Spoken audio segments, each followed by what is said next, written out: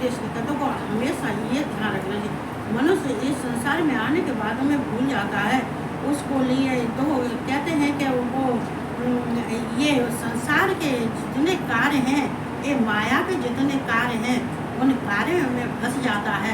चूँकि प्रकृति के जो संसार में जो प्रकृति के कार्य हैं वो माया है, माया में फंस जाते हैं। और फंसने के बाद में क्या होता है कि वो अपने जो है कहते हैं कि अपने स्त्री पुत्र और ये धन दौलत ऐश्वर्य मान बड़ाई सम्मान मकान, ये चीज़ इतनी वस्तुओं में इतनी उनकी आसक्ति और ममता हो जाती है, जो कि प्रकृति की माया से वो इतने उसमें रम जाते हैं, इतनी आसक्ति और ममता हो जाती है कि होने के बाद में परमात्मा को भूल जाते हैं कि भगवान कृष्ण है कौन। तो ये सब क्या है, ये नाशवान है। इस लोक और परलोक में ये सब जो है ये नाशवान है, ये क्षण भंगुर है। इनकी कोई सीमा नहीं होती है, ना ही कोई इनकी उम्र होती है। ये क्षण भंगुर है, कब कब अपना कैसे क्या।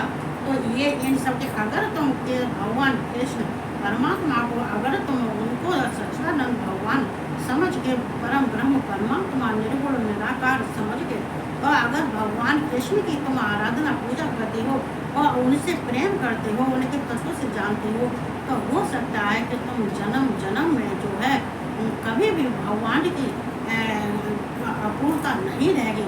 चूँकि पूर्ण तो कौन है, भगवान है, पूर्ण परमात्मा है। पूर्ण कौन है, कृष्ण है। इन कृष्ण को जो पूर्ण है, परम पूर्ण है, उन पूर्ण को जो पाने के लिए अगर मनुष्य संसार में रह के अपने कर्तव्यों से विमुख नहीं होता है और अपने धर्म कर्म के कार्य करने के बाद में कृष्ण को जो समर्पित कर देता है कि हमने जो कुछ किया, हमारी जितनी धरोहर है लो ये है, हमने तुमको समर्पित की है, अच्छी है या बुरी है, हमने अच्छा किया है या बुरा किया है, हम सब तुमको सौंपते हैं। अगर भगवान कृष्ण को सौंप दो, फिर तुम ना ही फल की इच्छा करो कि तुम्हें फल तो अच्छे कर्म तो फल तो अच्छे कर्म का तो अच्छा मिलता है, बुरे कर्म का बुरा मिलता है। फल तो कर्मों के हिसाब से मिलता है, लेकिन अगर अच्छे कर्म है तो परम धाम इसी संसार में ही तुम्हें मिल जाता है। परम धाम कौन है, साक्षात कृष्ण तो है। ये परम धाम जो भगवान कृष्ण है वो परम धाम है, उसी को परम धाम कहते हैं। तो चलते हम कहाँ थे,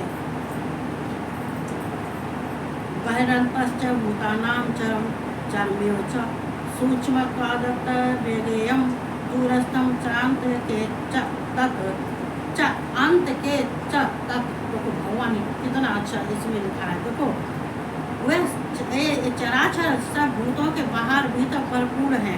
बड़ा चराचर सब भूतों के बाहर भीतर। मनुष्य कहते हैं भगवान क्या है, भगवान दिखाई तो नहीं दे रहे हैं। कृष्ण कहाँ है, कृष्ण हम तो नहीं दिखाई दे रहे ना, लेकिन कृष्ण जितने संसार के प्राणी हैं उनके अंदर भी हैं और बाहर भी हैं। सिर्फ ये चराचर जगत के जितने प्राणी हैं उन सबको भगवान सबके समीप है, सबके सायुज्य में है, सबके पास है और भीतर भी है और बाहर भी है, लेकिन किसी को दिखाई नहीं देते हैं। पूरे संसार को व्याप्त करके भगवान स्थित है और अपने अंदर ही सबको समाये हुए हैं और सबके अंदर भी बैठे हैं। भीतर और बाहर का मतलब यही होता है, तुम्हारे अंतःकरण में भगवान है और बाहर भी भगवान है। लेकिन जब अंदर भगवान है बाहर भगवान है, लेकिन भगवान तुम्हारे नेत्रों से दिखाई ही नहीं दे रहे, तो अब इसका क्या करना चाहिए ये तो जो है, और चर अचर भी वही है।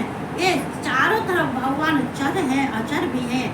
ये भगवान चारों तरफ स्थित भी है और चारों तरफ घूम भी रहे, चारों तरफ भगवान रहते हैं, सब तरफ भगवान रहते हैं, सब जगह भगवान रहते हैं। और सर्व आत्मा कहते हैं सर्व आत्मा है, ये सर्वस्व है, ये भगवान सब जगह विराजमान है, सब जगह स्थित हैं और ये स्थिर भी है और चलायमान भी है।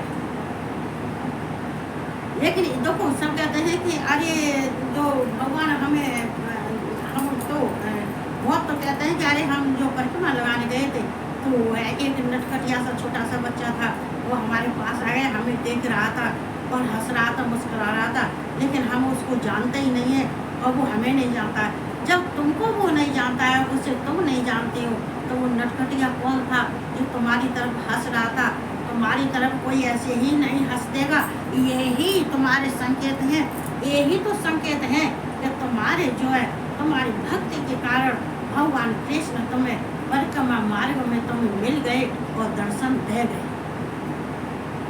सब जगह रहते हैं, सब जगह घूमते हैं, स्थिर भी रहते हैं, चलायमान भी रहते हैं, सब जगह घूमते हैं, ये एक जगह नहीं रहते। भगवान एक जगह कैसे रह सकते हैं? क्या सिंहासन पे भगवान का बैठने से कैसे काम चलेगा? नहीं ना। और वह सूक्ष्म होने से अभिज्ञ है। अभिज्ञ है ये मतलब जो है भगवान के लिए है वो जानना। ये माने परमात्मा के लिए है जानना। उनको कहते कैसे उनको जाना जाए, कैसे उनको देखा जाए, वो तो सूक्ष्म है। अब सूक्ष्म भगवान को कैसे दे सकते हैं? तो भगवान कहीं दिखाई नहीं देते, तो क्यों नहीं दिखाई देते? क्योंकि भगवान सूक्ष्म है। अगर मान लीजिए तुम ये सूर्य की किरणों में अगर जल है, परमाणु है, लेकिन सबको दिखाई नहीं देता है क्योंकि वो सूक्ष्म है। लेकिन सूर्य के अंदर है, लेकिन है सूक्ष्म, तो तुम्हें नहीं दिखाई देता है, लेकिन जल तो है। तो ऐसे ही जो है भगवान मान लीजिए जैसे बर्फ है, बर्फ के अंदर भी पानी है और बाहर भी पानी है, और बल्कि बर्फ जो बनी हुई है वो पानी से ही बनी हुई है। अगर उसको समुद्र में डाल दिया जाए तो उसके अंदर भी पानी, बाहर भी पानी और खुद भी पानी।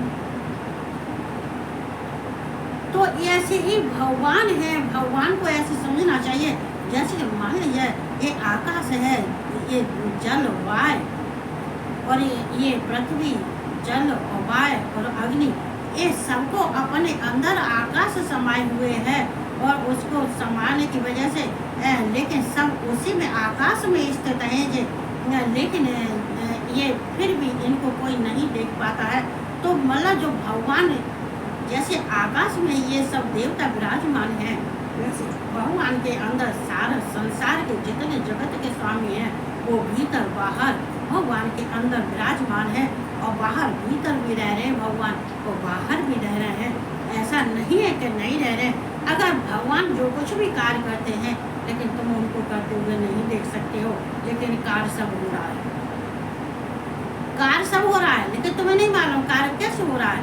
का तुमने अगर तुम मान लीजिए कि तुम पानी भरने गए हो और पानी भरने के बाद में मालूम पड़ेगा तुम्हें जो है दिखाई नहीं दिया, मान लगेगा एक हुआ पर तो बाल्टी भरी हुई रखी है। एक बार मेरे साथ में ऐसा हुआ, मैं गंगा जी नहाने गई, एक बार नहीं मेरे पास हूँ तो फिर हजारों बार हुआ है, लेकिन मैं फेसबुक पर नहीं कहती हूँ, अपनी चर्चा नहीं करती हूँ और मैं इसके लिए माफ़ी मांगती हूँ और मुझे करनी भी नहीं चाहिए, कहनी नहीं चाहिए। हम गंगा जी नहाने गए कार्तिक के मास में और हम थे, हमारे पति महाराज थे, और जाने के बाद में जैसे हम 4 बजे घाट पर पहुँचे थे, लेकिन दोना ले जाना भूल गए थे। हम दोना लेके नहीं गए थे क्योंकि वहाँ दोने में प्रसाद चढ़ाया जाता है और दोने में जो जोत दी जाती है और दोना हमें वहाँ जरूरी होते हैं, लेकिन हमने कही अरे हम सब सामान लेके आए लेकिन दोना लेके नहीं आए। मालूम पड़ेगा हम जैसे गंगा जी नहा के निकले और हमारे सामान के पास में इतने दोने रखे थे कि बहुत सारे दोना रखे थे। मैं कहने लगे कि तुम कह रही दोना ना लाई, ये दोना तो इतने सारे रखे हैं। मैंने कि हाँ दोना तो जो अभी लाई तो मैं नहीं थी, मैं घर ही भूल आई जो है, लेकिन ये दोना रखे। तो ये क्या होता है कि तुम्हें नहीं दिखाई देता है भगवान कृष्ण क्या काम कर रहे हैं, क्या नहीं करके, तुम्हारा ये कार्य कौन करके गया। मेरे पास तो खैर बहुत सबूत है, इसके लिए खैर मुझे जरूर आवश्यकता नहीं है, इस समय नहीं है, लेकिन भविष्य में जरूर अपनी कथाओं को सुनाऊंगी, जरूर अपने भविष्य की जो बात थी वो जरूर सुनाऊंगी, लेकिन अभी 2-4 साल नहीं।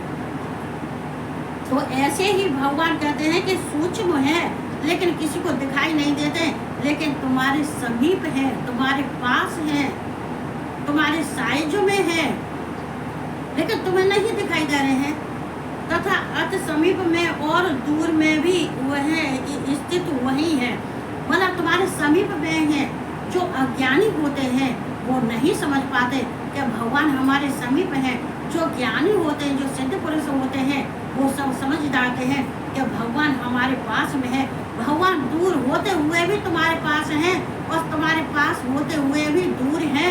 क्योंकि जब तुम्हें नहीं दिखाई देते हैं तो दूर हैं, और जब तुम्हें दिखाई देते हैं तो भगवान तुम्हारे समीप हैं। तो समीप वाला तो जो बुद्धि वाला होगा, ज्ञान होगा, जिसको परमात्मा में उसकी आस्था हुई, जो भगवान को तत्व से जानने वाला है, तो उसके तो समीप है।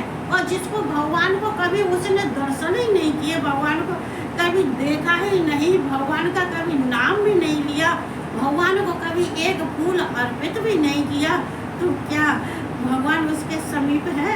ना, दूर। दूर का मतलब है कि उसको आसपास में कहीं दिखाई नहीं दे रहे हैं। क्यों नहीं दिखाई दे रहे हैं? कि इतने ऐसे नेगेटिव के पास में भगवान दिखाई पास में खड़े हैं तो अभी दिखाई नहीं देते, क्योंकि उसकी अंधकार की पट्टी उसके आंखों पे बंधी हुई है, अज्ञानता की पट्टी उसके आंख पे बंधी हुई है। जब तक वो नहीं खोलेगा तब तक भगवान दर्शन नहीं देगा।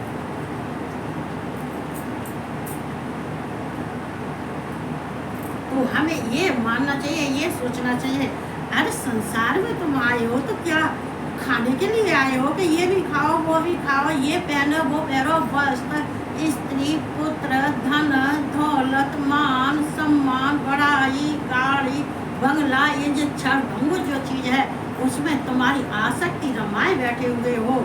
ये तुम्हारे किसी काम की नहीं है। काम की भी है तो लेकिन उतनी काम की नहीं है जो तुम्हारे मालूम पड़े कि जन्म जन्म का साथ देने वाले हो नहीं है। वो तो इसी जन्म में कभी भी क्षण नष्ट हो सकती है, किसी भी क्षण किसी भी समय पर वो नष्ट हो सकती है, वो तुम्हारे पास नहीं रहने वाली है। इसलिए परमात्मा को पकड़ो, जो इस यह लोक भी सुख में बीतेगा, पर लोक भी सुख में बीतेगा, ये भी जन्म सुख में बीतेगा, अगला जन्म भी सुख में बीतेगा। तो इसके लिए तैयार कौन कौन है? भाई मेरे पर लाइक जरूर करना। अगर जो तैयार हैं तो मैं बहुत बहुत धन्यवाद दूँगी, लेकिन नाम जरूर लिखना। ऐसे बिना नाम के मुझे नहीं मालूम पड़ती है, अलग में मैसेज पढ़ लेती हूँ। तो हम चाहते हैं सबको भगवान कृष्ण, भगवान राधा रानी सब पे कृपा बरसाएं और सबको अच्छे रखें, आनंद से रहें, मज़े से रहें, बढ़िया रहें, और भगवान बुद्धि भी दें। सबसे पहले भगवान बुद्धि दें, उसको कुछ दें या न दें। तो इतना कहते हुए मैं जो आगे किया वो मैं कल कहूँगी, आज बस इतना ही है। तो सबको जय श्री कृष्ण, राधे राधे, और सबको